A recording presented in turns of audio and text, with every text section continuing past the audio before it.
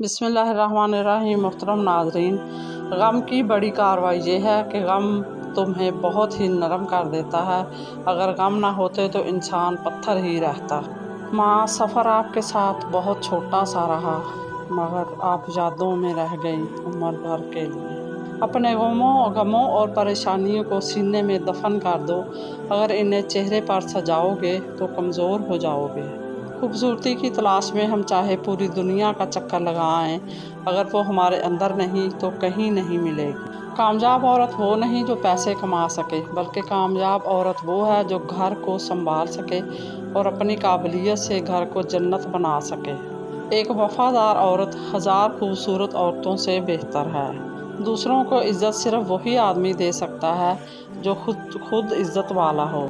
शुक्र अदा करने की वजह नहीं ढूंढनी चाहिए, बल्कि आदत डाल लेनी चाहिए, क्योंकि शुक्रगुजार लोगों से अल्लाह बड़ी मोहब्बत करता है।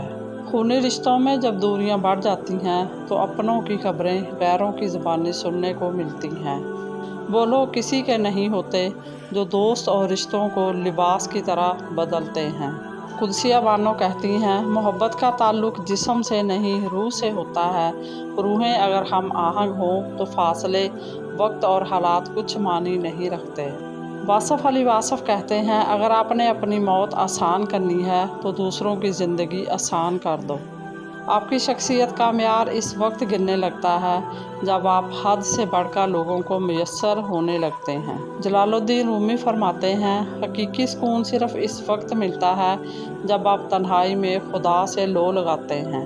दूध में किशमिश मिलाकर खाने से दिल को ताकत मिलती है, परिंदों को आज़ाद करने से रिज़्क बढ़ता है और सफ़ेद खरगोश घर में दौलत की अलामत है। इब्न इंशा कहते हैं, हमारे ज़माने में तालीम आम ना थी, पर लोग सच बोलते थे और पूरा तोड़ते थे। हज़रत अली रज़ियल्लाहु ताला अन्हा ने फरमाया, रिज़्क के पीछे अपनी इज़्ज़त का सौदा मत करो, क्योंकि नसीब का रिज़्क इंसान को ऐसे तलाश करता है जैसे मरने वाले को मौत। कुदसिया बानो कहती हैं, जब औरत किसी एक मर्द के साथ मुखलस हो तो दुनिया के करोड़ों मर्द इसे बहका नहीं सकते। मकड़ी का जाला हटाने से दौलत आती है, बंद गोभी खाने से जिल्द लटकेगी नहीं।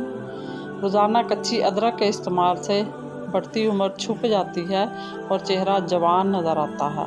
खालक को अपनी तरफ मतवज्जे करना चाहते हो तो लोगों की खताएं माफ़ करना शुरू कर दो। अगर आप पहली ठोकर से संभलना नहीं सीखते तो फिर आप दूसरी ठोकर के मुस्तहिक हैं। 2 हफ्ता तक दिन में 3 मरतबा बंद गोभी का रस एक गिलास पी लें, मैदा बिल्कुल दुरुस्त हो जाएगा। बंद गोभी का सालन भी मैदे के लिए बहुत मुफीद है। मज़ीद इसी तरह की अच्छी और मालूमाती वीडियो देखने के लिए मेरे चैनल को सब्सक्राइब करें, और अगर आपको वीडियो अच्छी लगे तो प्लीज़ लाइक ज़रूर कर दिया करें। अल्लाह आपका और मेरा हामी और नासर हो। जज़ाकल्लाह।